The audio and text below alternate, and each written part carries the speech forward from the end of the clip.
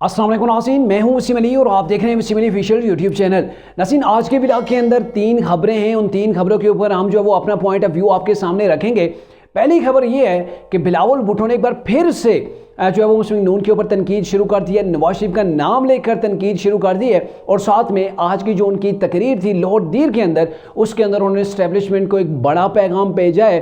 क्या पैगाम भेजा है उसके से ऊपर जो है वो आपके साथ डिस्कस करेंगे। और जो दूसरी खबर है, शेर अफजल मरवत, ये बेसिकली शख्स है कौन और इसका किरदार, असल जो इसका किरदार है वो क्या है। और गुज़िश्ता रोज़ से जो खबरें फैली हुई हैं सोशल मीडिया के ऊपर, तहरीक इंसाफ की जानब से कहा जा रहा है कि उन्हें गिरफ्तार किया गया, जबकि पुलिस राय के मुताबिक उन्हें गिरफ्तार ही नहीं किया गया। और वहाँ पे एक्चुअल हुआ क्या है, कैसे शेर अफजल मरवत जो है वो पुलिस से उनकी जान छूटी, कैसे उन्हें बचाया गया, किस किस्म की जो है वो वहाँ पे मजम्मत की गई, इसके ऊपर तफसील के साथ आपके साथ डिस्कस करेंगे। और तीसरी खबर कि नवाज शरीफ ने एक बार फिर से मुज़ामती सियासत का आगाज़ कर दिया है। अपना नया नैरेटिव जो वो सामने लेके आ गए हैं और आपकी बार वो डट के खड़े हैं। उन्होंने जर्नल्स के ऊपर भी तनकीद शुरू कर दी है। क्या तफसीलात हैं इसके ऊपर भी डिस्कस करते हैं, लेकिन उससे पहले मेरी आपसे होगी गुजारिश कि अगर आपने अभी तक हमारे चैनल को सब्सक्राइब नहीं किया तो डू सब्सक्राइब राइट नाउ और बेल आइकन को जरूर प्रेस कीजिएगा। नाज़रीन, पहले बात कर लेते हैं जी बिलावल भुट्टो ज़रदारी की। बेसिकली बिलावल भुट्टो ज़रदारी लाहौर दीर के अंदर हैं, KPK के अंदर हैं। यहाँ पर एक बार फिर से वो सामने आए हैं और सामने ऐसे आए हैं कि नून लीग के कायद नवाज शरीफ के ऊपर वो डट के तनकीद कर रहे हैं। पहले भी उन्होंने तनकीद की थी, दूसरी जानब जो है वो असल भी ज़रदारी ने उनके तनकीदी हवा जो गुब्बारा था उसके अंदर से हवा निकाल के रख दी थी। लेकिन अब फिर से दोबारा से पूरी ताकत के साथ बिलावल भुट्टो नून लीग के ऊपर वार कर रहा है। और नून लीग के ऊपर ये वार क्यों कर रहा है? असल में बिलावल भुट्टो को मुस्लिम लीग नून से प्रॉब्लम किया है। एक्चुअल प्रॉब्लम जो बिलावल की है वो उसके ऊपर हम डिस्कस करते हैं। पहले ये आपको बताएं कि उन्होंने तनकीद किया कि बिलावल भुट्टो ने एस्टेब्लिशमेंट को क्या पैगाम भेजा। तो बिलावल भुट्टो ने बेसिकली आज की तकरीर के अंदर ये कहा कि 3 बार का जो हारा हुआ शख्स है, 3 बार जो फेल हो चुका है, वो अब की बार चौथी बार आके वो क्या तीर मार लेगा। यानी कि नवाज शरीफ के ऊपर ऐसे तनकीद की कि 3 बार उनकी गवर्नमेंट गिर जाती थी, 3 बार जो वो कुछ नहीं कर पाए तो अब वो क्या कर पाएंगे। लेकिन बेसिकली यहाँ पे देखा जाए 3 बार उनकी गवर्नमेंट को जरूर गिराया गया।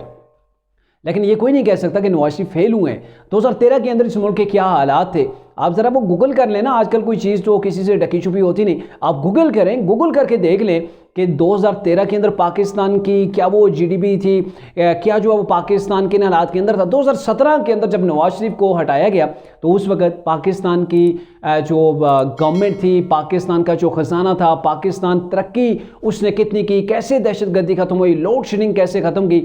तो ये सारी चीज़ें एक रिकॉर्ड है जिसको कोई जुटला नहीं सकता कि 2013 से 2017 का जो टेन्योर था उसके अंदर नवाज शरीफ ने डट के काम किए हैं। नवाज शरीफ ने ये चीज़ें दिखाई हैं कि हमें ये सारे काम जो है वो कर सकता हूँ, पाकिस्तान को जो है वो तरक्की की पटरी के ऊपर जो मैं ला सकता हूँ, उन्होंने डेफिनेटली लाया है। बिलावल भुट्टो फिर भी कहते हैं जी 3 बार जिनको मौका मिला वो फेल हुए और अब की बार चौथी बार वो क्या तीर मार लेंगे। तो ये बेसिकली इस्टेब्लिशमेंट को ये कहा जा रहा है, आवाम को नहीं कहा जा रहा है कि हाँ भाई अब प्राइम मिनिस्टर नवाज शरीफ भी बनेगा तो वो भी नाकाम हो जाएगा।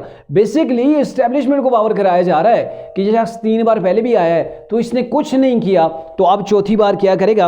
और साथ में ये भी कहा कि मियाँ साहब उनसे लड़े जिन्होंने उन्हें पहले 2 तिहाई अक्सरियत दी और फिर उस लड़ाई की वजह से 10 साल नवाज शरीफ को अरेस्ट करनी पड़ी। जब उन्हें पाकिस्तान से बाहर भेज दिया गया था, सऊदी अरेबिया के अंदर नवाज शरीफ चले गए थे, तो 10 साल के लिए पहले 2 तिहाई अक्सरियत उन्होंने दिलवाई, फिर उन्हीं से नवाज शरीफ लड़े और फिर उसी वजह से नवाज शरीफ को जो वो 10 साल सियासत से दूर रखा गया।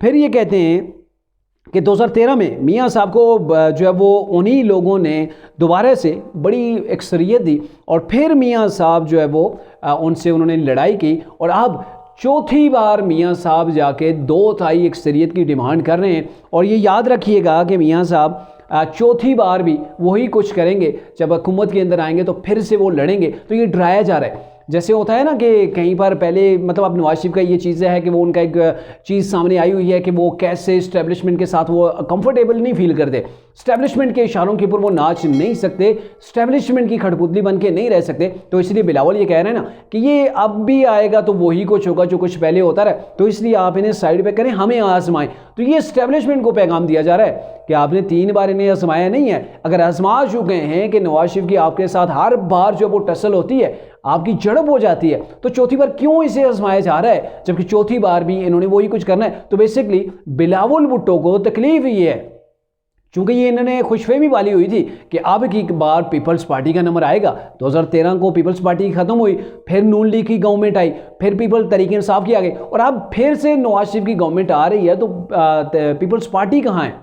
पीपल्स पार्टी क्या वो सिंध की जमात बन के रह गई है? और सिंध के अंदर भी आपको पता है ना किस कदर वो अभी टूट फूट शुरू है, पीपल्स पार्टी से लोग तंग आए हुए हैं। तो ये सारी चीज़ें हो रही हैं। बिलावल भुट्टो को तकलीफ है, वो ये समझते थे कि आपकी बार वो प्राइम मिनिस्टर ऑफ पाकिस्तान बन जाएंगे, लेकिन दूर दूर तक कोई इस चीज़ के अभी तक का जो सिनेरियो है ना, ये पाकिस्तान या कुछ भी हो सकता है, तो अभी तक के सिनेरियो के अंदर दूर दूर तक पीपल्स पार्टी या बिलावल भुट्टो के कोई चांस नहीं है।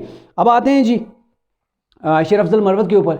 गुज़िश्ता रोज़ खबर चली कि उन्हें जो है वो गिरफ्तार कर लिया। तरीके इंसाफ के ट्विटर ऑफिशियल पेज है, उस वहाँ से ट्वीट आई। तो बेसिकली अगर आपको बताएं, ये शेर अफजल मरवत जो है ये कोई सियासी शख्स नहीं है, ना इसका कोई सियासी कद काट है। और आप देख लें इसकी जितनी स्टेटमेंट कुछ महीनों के अंदर इसको तरीके इंसाफ ने हीरो बना के रख दिया, या फिर कोई और लोग हैं जो इसे हीरो बना रहे हैं। इसके अंदर कोई वो सियासतदानों वाली बात नहीं है। कोई एक स्टेटमेंट आप देखें जिसके ऊपर जो वो इसने सियासी बयान दिया हो सियासतदानों की तरह, या कोई ऐसी एक्टिविटी इसने की हो। ये तो टोटल थिएटर लगाने वाला शख्स है जिसको लोग तनकीद का निशाना बना रहे हैं, जिसको आपने देखा ना कि सोशल मीडिया के ऊपर इसका मजाक बन रहा है, इसकी बातों की मीम्स बन रही हैं। तो ऐसा शख्स आप समझते हैं कि ये कोई बड़ा लीडर हो गया। और तरीके इंसाफ के अंदर दो चीज़ें कप्तान के अंदर और इनके अंदर एक चीज़ बल्कि कॉमन है, वो ये है कि ये टर्रें खूब मार लेते हैं, जम के टर्रें मार लेते हैं, और ऐसी टर्रें मारते हैं जिसके ऊपर तरीके इंसाफ तो तालियां बजाती है। दूसरे समझ रहे होते हैं कि ये जो बात कह रहे हैं इसका ना सर है ना पाँव है, ऐसे ही अवाम में तड़ियाँ लगाना, बोंगियाँ मारना, इसकी कोई वैल्यू नहीं होती है। सियासतदान होते हैं मैच्योर होते हैं, वो मैच्योर सियासत ही पाकिस्तान को चाहिए जो पाकिस्तान को लेके आगे जा सकती है। इमरान खान की तरह की इमैच्योर वो जज्बाती बातें करके लोगों को भड़काना, फिर लोगों की दाद हासिल करने के लिए तो लोगों को अपने साथ मिलाने के लिए फिर ऐसे ऐसे नारे चलाना, ऐसे ऐसे नैरेटिव बिल्ड करना, फिर इस्लामी टच देना है, anti establishment anti American touch दे के आवाम को सिर्फ कहते हैं ना लगी लिपटी बातों के अंदर जो वो ले लेना, फिर उसके रिजल्ट जो आते हैं वो आपके सामने। तो ये कोई शख्स ऐसा नहीं है कि जो सियासतदान है, सीनियर नायब सदर भी बन गया है तरीके इंसाफ का।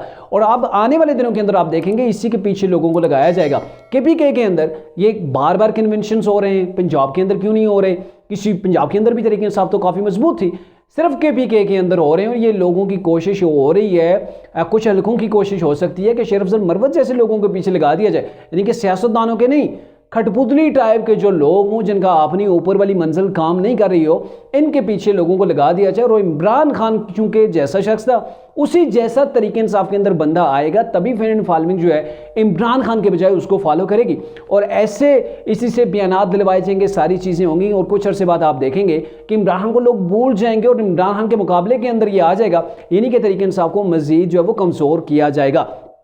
अब गुज़िश्ता रोज़ क्या हुआ है? गुज़िश्ता रोज़ ये हुआ है कि ये गए उधर एक कन्वेंशन के लिए गए थे, तो वहाँ पे बाजोड़ के अंदर, वहाँ पे चकद्दर जगह का नाम है, तो वहाँ पे इन्हें पुलिस ने रोका था, चेकिंग के लिए रोका, या कुछ भी हुआ या फिर गिरफ्तारी के लिए। तो ये कहा जाता है कि पुलिस ने पकड़ लिया था। अब इनकी स्ट्रेटजी क्या है तरीके इंसाफ की? ये रहनुमा जिधर भी आप जाते हैं कि ये जहाँ पे जाते हैं अपनी बड़ी गाड़ी लेके जाते हैं, गाड़ी के अंदर डंडे भी होते हैं, पत्थर भी पूरे जो वो तैयार किए हुए होते हैं, और साथ में पूरा एक कारवां इनके साथ होता है, 3, 4, 8, 10 गाड़ियां होती है जिसके अंदर ऐसे ही लोगों को भर के लेके जाते हैं। अब जहां पर भी शेर अफजल मरवत के साथ ये दूसरी बार है, पहले भी हुआ था, तब भी उन्होंने यही किया। अब इन्होंने मसामती सियासत किया कि जैसे ही इनकी गिरफ्तारी हुई है, पुलिस ने इन्हें पकड़ा, तो लोगों ने गाड़ियों से निकल के पथराव शुरू कर दिया। ये खबर जो है वो सामने आई है। तो जब इनके ऊपर पुलिस के ऊपर पथराव हुआ तो पुलिस ने मजबूरन इनको छोड़ दिया और ये वहाँ से चले गए और कहा जी मैं नेक्स्ट दोबारा आज के दिन का वो कह रहे थे कि वहाँ पे दोबारा जाके मैं कन्वेंशन जो है वो ज़रूर करूँगा, मैंने कन्वेंशन हर सूरत करना है। तो ये अब इनकी स्ट्रेटजी हो गई है, जहाँ पर भी आपको रोका जाए आप साथ लोगों को ले जाएं, उनका इस्तेमाल करें और ख़ुद पतली गली से निकल जाएं। और यूँ इनकी पॉपुलैरिटी के अंदर भी इजाफा हो रहा है। वो जी लें जी कप्तान का खिलाड़ी आ गया, इसे तो किसी ने गिरफ्तार नहीं कर पाया, ये तो पुलिस के हाथ से निकल गया है। तो एक तरफ पुलिस कह रही है जी हमने इसे गिरफ्तार ही नहीं किया, जबकि तरीके इंसाफ कह रही है जी इसे बाकायदा तौर पर गिरफ्तार किया। बल्कि तरीके इंसाफ तो गिरफ्तारी से भी आगे बढ़ जाती है, वो तो कहते हैं बंदे को अगवा कर लिया है। अब ज़ाहिर है इदारे हैं, इसके ऊपर केस बना हुआ है, इदारे उठा के लेके जाते हैं, गिरफ्तारी करते हैं। तो ये गिरफ्तारी का लफ्ज़ इस्तेमाल नहीं करते, बल्कि क्या कहते हैं कि इन्हें जो है वो अगवा कर लिया गया है। अब आते हैं जी जो हमारी तीसरी खबर है कि नवाज शरीफ ने आज लाहौर के अंदर जो पार्टी के टिकट देंगे, वहाँ पे जो टिकट के उम्मीदवार थे उनसे एक खिताब किया है। तो नवाज शरीफ ने गुज़श्ता रोज़ भी और आज भी वो जो इनका बयानिया है एहतसाब का, उसी के ऊपर चलें। और बहुत से जर्नल्स को भी इन्होंने आज कुछ रगड़ा लगाया है। नवाज शरीफ चूँकि मज़ामती जो चीज़ है उसको पसंद करते हैं और वो एंटी इस्टेब्लिशमेंट जो है वो बन के ही आगे चलते हैं, और नवाज शरीफ की सुई एक जगह अटकी हुई है। शहबाज शरीफ है ना, वो कहते हैं मिट्टी पाओ, आगे बढ़ जाते हैं, अब गवर्नमेंट आ जाएगी, कुछ भी होगा, हम जो है वो इसका सोल्यूशन निकालेंगे। लेकिन नवाज शरीफ कहते हैं जो 17 में हुआ उसका हमें जवाब चाहिए। तो अब नवाज शरीफ 2017 से भी कहीं पीछे चले गए हैं। कहा 93 और 99 के अंदर मुझे क्यों निकाला गया। नवाज शरीफ एक बार फिर से उसी बयानी के ऊपर आ गए, मुझे क्यों निकाला, और 93 और 99 के अंदर मुझे क्यों निकाला गया, इसके पीछे क्या मुहर्रिकात है। हमने कहा कारगिल लड़ाई नहीं होनी चाहिए, क्या इसलिए हमें निकाला गया था। 99 की ये बात हो रही है कि कारगिल लड़ाई हम नहीं चाहते थे, क्या इसी वजह से हमें जो है वो जनरल मुशर्रफ ने निकाला था। तो यहाँ पे जनरल मुशर्रफ के ऊपर जो है वो तनकीद की जा रही है।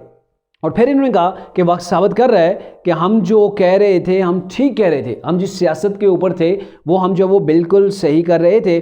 और फिर इन्होंने कहा, नवाज शरीफ ने कहा कि हमारे दरमियान और भारत, हमारी जब गवर्नमेंट थी तो हमारी गवर्नमेंट के दौरान भारत के 2 वज़ीर-ए-आज़म, वाजपेयी और ये जो दूसरा था नरेंद्र मोदी, ये दोनों पाकिस्तान आए थे। ये दोनों पाकिस्तान आए थे, डायलॉग हो रहा था भारत कश्मीर के मामले के ऊपर, हमारा जो वो डायलॉग हो रहा था, दोनों प्राइम मिनिस्टर थे। इसके अलावा चीनी सदर हमारी गवर्नमेंट के अंदर, ये 2014 की बात है, हमारी गवर्नमेंट के अंदर पाकिस्तान रुका है। उन्होंने कहा जी सी-पैक हम आपको बतौर तोहफा देते हैं, जो कि पाकिस्तान की मैशत के लिए टर्निंग पॉइंट है, और जिसके पीछे बड़ी दुनिया जो पाकिस्तान के दुश्मन ममालिक हैं उनकी भी नज़रें लगी हुई कि पाकिस्तान से सी-पैक का खात्मा हो जाए, क्योंकि ये पाकिस्तान के लिए टर्निंग पॉइंट साबित हो रहा है और होगा भी। एक ऐसी इन्वेस्टमेंट पाकिस्तान के अंदर आई है, पाकिस्तान को ऐसे रूट्स मिल गए हैं कि जिसकी वजह से पाकिस्तान बहुत आगे जा सकता है। और ये वाकई में नवाज शरीफ की जब गवर्नमेंट आती है तो पड़ोसी जो ममालिक हैं उनके साथ इनके रवाबित अच्छे हो जाते हैं। हालांकि जो पाकिस्तान का दुश्मन मुल्क है भारत, उसके साथ भी रवाबित अच्छे हो जाते हैं। और ये कहा जा सकता है कि अगर नवाज शरीफ की गवर्नमेंट को गिराया नहीं जाता या फिर इमरान खान की जगह दोबारा से नून लीग को गवर्नमेंट मिल जाती, तो मेरे ख्याल में भारत के साथ मकबूजा कश्मीर का जो मामला है ना वो भी हल हो सकता था। मुमकिन तौर पर ये कहा जा सकता था कि इतने करीब मामलात थे कि ये मामला भी जो है वो हल हो सकता था।